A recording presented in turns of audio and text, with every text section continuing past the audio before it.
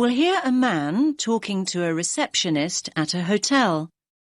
First, you have some time to look at questions 1 to 7.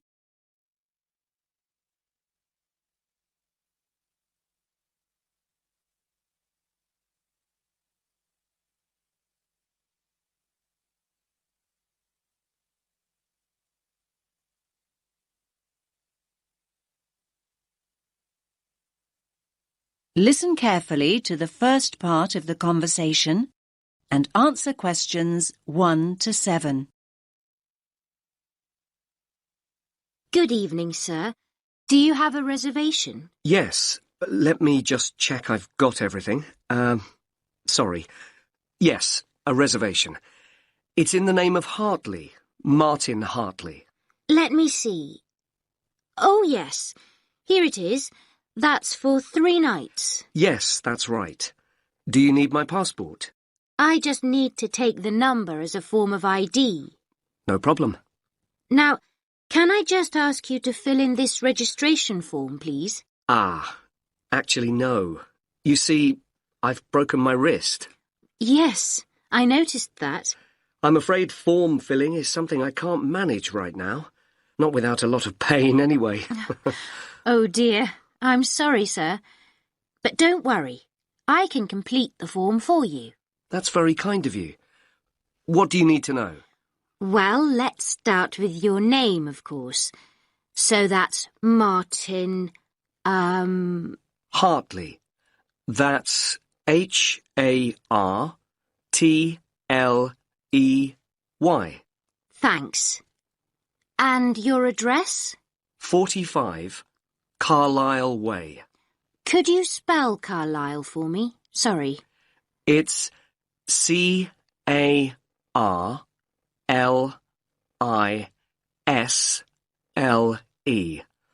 You don't pronounce the S. Carlisle Way. And that's in Lewes. Lewes. And is there a state? I don't think you have states in the UK.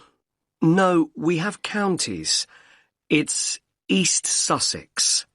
Sussex is with double S.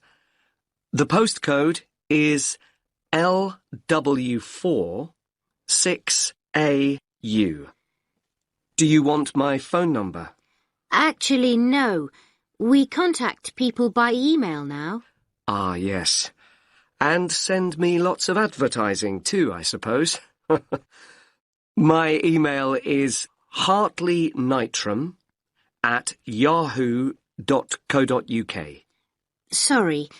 A bit slower, please. Hartley, my surname, then Martin backwards, NITRAM. That's all one word. And all lowercase? That's right. No capitals. At yahoo.co.uk. Thank you very much, Mr. Hartley. And could you give me your passport now, please? Thanks. You can have that back now. And that's for 3 nights, so checking out on Sunday morning? Uh-huh. OK. You're in room 16. That's on the first floor, overlooking the courtyard. Here's your key. Would you like somebody to take your bag? Now you have some time to look at questions 8 to 10.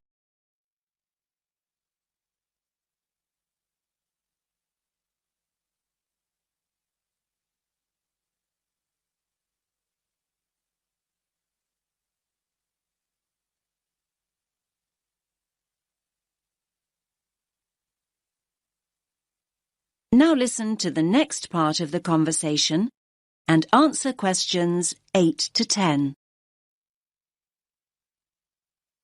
Do you have a map I can take? Yes, of course. We've usually got lots of them here. Somewhere. Ah, yes. Here we are. Thanks. Could you show me where we are exactly? Let me have a look. Yes. This is our street here, Avenida Constitución. The bigger hotels are marked, so let me just see which one is us. Here. Yes, here. This is Hotel Columbus, just before you get to the museum. I say just before because that's the way most people get here. I mean, coming from the main square where all the buses stop, or from the station. Yes, that's the way the taxi came in from the airport. I thought we drove past the museum, though, just after we went through that big square you mentioned. Ah, you probably mean here. That's actually an art gallery. It's worth having a look round, but the museum's more interesting. I think so anyway. Thanks for the tip. I hope I get time. Right, well, tomorrow I've got to be at the conference centre. They told me they'd put me in a hotel that wasn't too far away. Oh, yes. The conference centre's not too far at all. Let me see. Yes, down here. You can walk there in 7 or 8 minutes. Just cross over the road and go straight down this street here. That will take you towards the newer part of the city. Walk on for a couple of blocks, and then when you get here, you just have to go right a very short distance, and then you'll see the conference centre above the other buildings. It's quite big. I see. That all looks quite straightforward. Thanks very much. My pleasure. Have a nice evening, sir.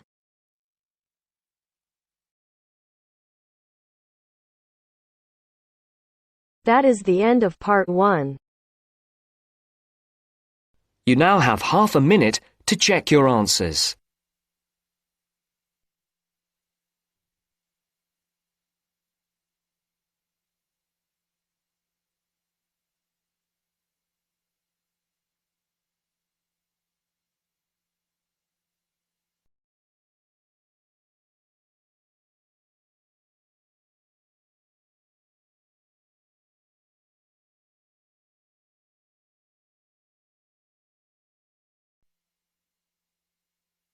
Now turns to part 2. Part 2. You will hear a talk about young people living on their own. Listen carefully and answer questions 11 to 12.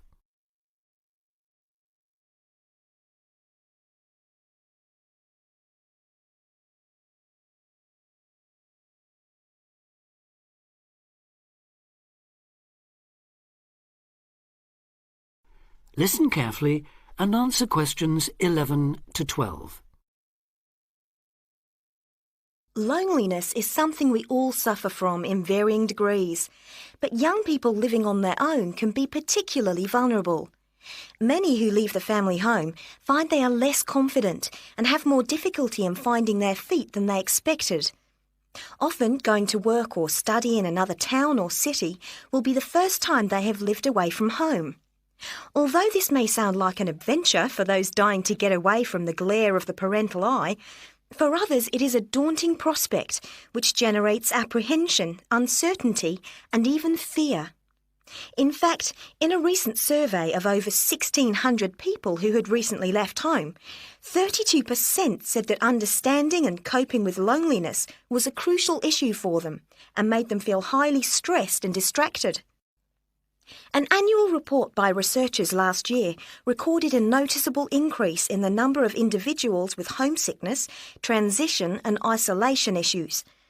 Acknowledging that feelings of loneliness and isolation could impede progress at work or study, they examined the number of people using the welfare and health services. They found that young people in particular were prone to difficulties. Last year, 61% of all people using counselling services were aged under 30, and of this group, 57% were men.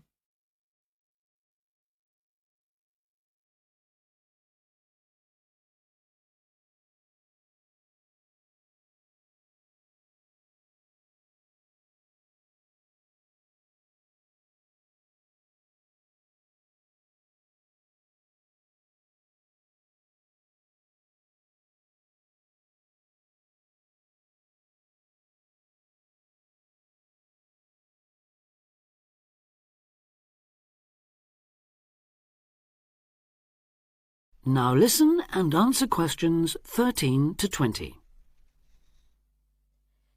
Leaving home involves a major change in lifestyle, work patterns, and degree of independence. You will be away from home, family, and friends, and are no longer supported by familiar surroundings. For this reason, in the first year, a lot of young people suffer from loneliness. Ironically, this sense of isolation comes at a time when you are likely to be surrounded by people most of the time. Living in a busy city, travelling on crowded buses and trains, you will be constantly among people. But this can sometimes compound your sense of being alone.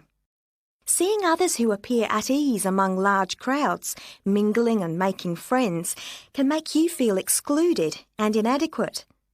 Adapting to a new environment makes people uncertain of what to do or how to behave, and breeds insecurities which can make for a real sense of isolation. It is often those who are more used to being on their own who deal best with the transitional period of leaving home. Other reasons for feeling alone include high expectations of the big city, where you have the best time of your life and meet lifelong friends. It may be the first time you have had to make new friends since you started primary school, and perhaps you are reluctant or finding it hard to replace old friends whom you miss. There are also pressures to juggle work and socialising, which may leave you feeling left out. Or it could be that you have a long-distance relationship and feel torn between your new lifestyle and that special person who lives so far away. Because loneliness can leave you with a sense of low self-esteem, where you become self-conscious and feel you have been rejected, it is very difficult to overcome. You may be reluctant to even try and make new friends or take part in social activities, and will also find it difficult to say no to things, leaving you feeling exploited and weak. One of the ways of combating loneliness is to remember that it's not your fault, and that it's something everyone has to deal with, despite appearances. Counsellors advise those feeling lonely to speak to someone they know about their feelings. They also ask them to consider joining groups and societies, and to get involved in activities which interest them as a way of meeting more people. Of course, overdoing it and jamming your schedule with too many things just to avoid being alone will not work. But meeting others with common interests may be a step forward. If you still feel like you need someone to talk to, you could try group counselling, where you will be able to talk to and receive support from a small number of people with the same difficulties as you. For more information or to be put in touch with an individual counsellor, contact the local town hall support services. That is the end of part 2. You now have half a minute to check your answers.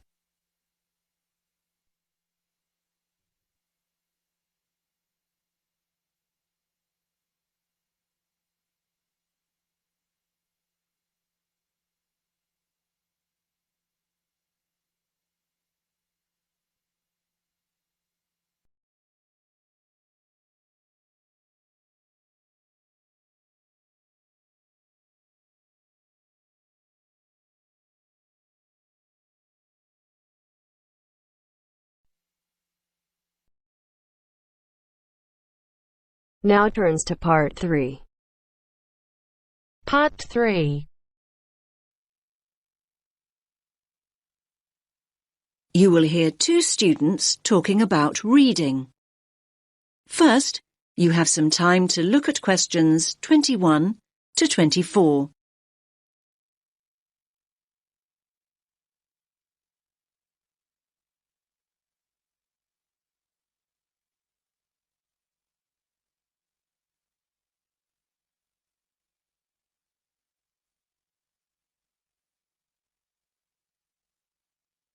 Listen carefully to the first part of the conversation and answer questions 21 to 24.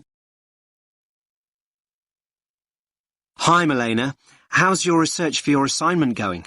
Which assignment, Josh? The one on sustainable transport. It's due in on Friday. Oh, I've not nearly finished it. I've still got so many articles to get through. In fact, I need to read another 2 books on the reading list before I can even think about writing it up. it doesn't help that I'm a really slow reader. Well, why don't you practice speed reading, just like me? Oh, let me into your secret. If anything, if I don't get a move on, my assignment is going to be late.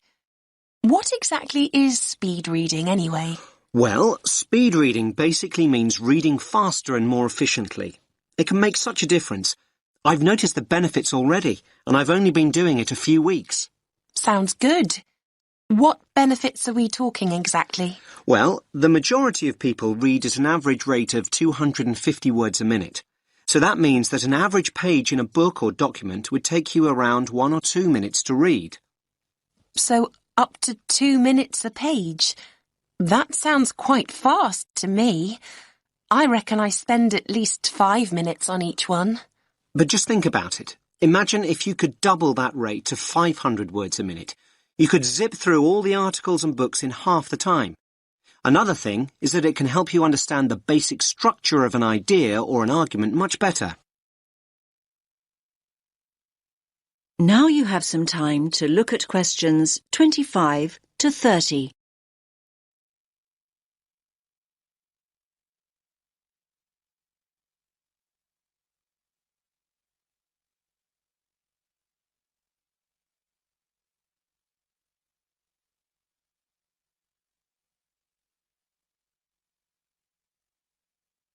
Now listen to the next part of the conversation and answer questions 25 to 30. You make speed reading sound like some kind of sport. Well, actually, speed reading is a bit like playing sport. I like to think it's similar to running. Running? Much too fast for me. I'm more of a jogger. You're not selling it to me very well. Okay, but just think about what it takes to be a fast runner. You can learn the techniques, but to get really good at it and build up your speed, you really need to practice. But athletes train for hours every day. That's true, but your reading speed can improve if you practice a few basic techniques. The first thing to do is to actually find out how fast you're reading at the moment. So, time my current reading speed. But I read so slowly, it will be really depressing to find out just how slow I am. Believe me, timing yourself is a really good idea and it's so easy to do. There are lots of online speed reading tests. You just enter the words reading speed test into Google and loads will come up. You could also do a reading comprehension test and see how well you understand what you're reading. I don't know. But remember to read at your normal speed and time yourself on a few different pages. The average of your times should indicate your average reading speed. What do I do next? Well, the next thing to do, and this is really important, is to get rid of distractions. I used to think that music in the background while I was reading was a good thing, but it wasn't for me. I found I increased my speed by working without any noise whatsoever. I usually read in the library, but there always seem to be people talking around me. Well, try using earplugs to block out all the distractions. Another important thing is to set yourself targets. Basically, if you know what your goal is, you're more likely to achieve it. My goal? Well, that's easy. I need to find out about the problems of accessible transport in Africa and then think about some solutions. I know what I need to do, but I keep skipping back to a sentence I've just read. And at other times, I go back a few pages just to make sure that I've read something right. I know what you mean. Actually, a lot of people do that when they read. They reread material when they don't actually need to. It's called regression, and it's important to get out of the habit of doing it. You can reduce the number of times your eyes skip back by running your finger or a pencil along each line you read. Your eyes will follow the tip of your finger, and this helps you avoid skipping back. Why not give it a try? Yes, I think I'll give it a go. But I suppose the first thing to do is find out what my reading speed is. What a thought!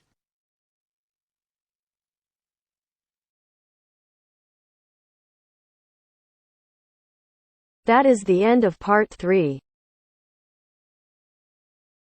You now have half a minute to check your answers.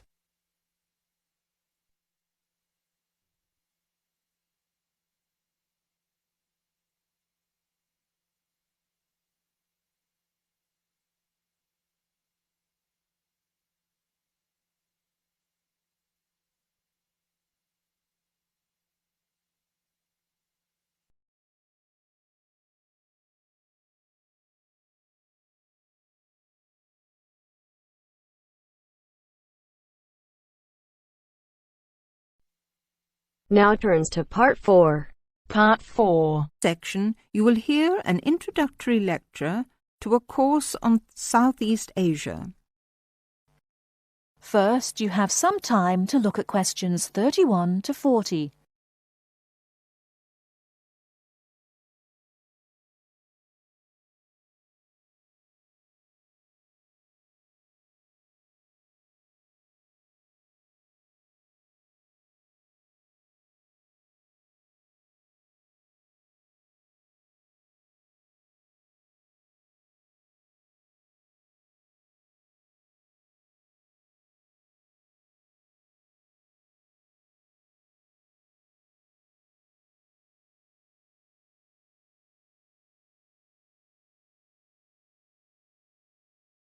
Now listen carefully and answer questions 31 to 40. My name is Paul Stange. I'm coordinator of this course. It's called Southeast Asian Traditions.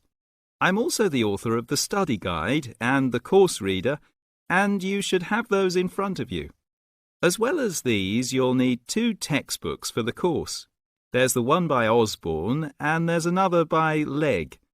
I'll talk a bit more about the reading materials in a moment.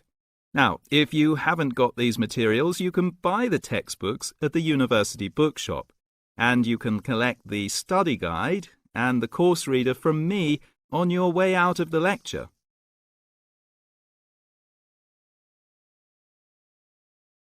The purpose of this lecture is simply orientation. What I'm going to do is introduce myself, talk you through the course, and give you some additional advice, apart from what's contained in the study guide, on dealing with the various assignments for the course. First of all, the materials. You'll find the 2 textbooks very clear, and they give a good basic coverage of the history of the region. Most of the reading materials in the reader are fairly easy-going, but I have to warn you that 2 of them are quite difficult. These are the readings by Smale and Bender, and of these 2, the one by Bender is perhaps the more challenging. But don't let that put you off, because understanding these 2 readings is important to help you develop a clearer understanding of the cultures. In other words, they'll help you acquire greater sensitivity to the differences between the various cultures in the region.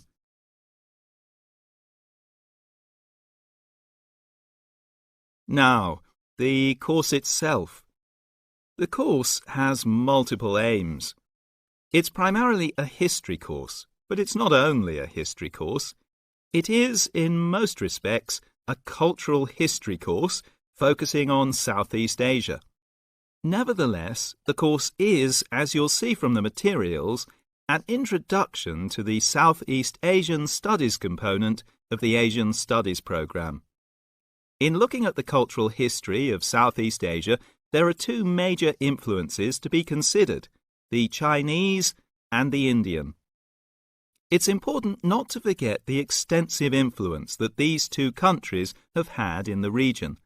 China has been trading throughout the region since at least the 6th century, so many of its cultural and social traditions have influenced the countries in the area, and religious practices from India have helped form today's culture.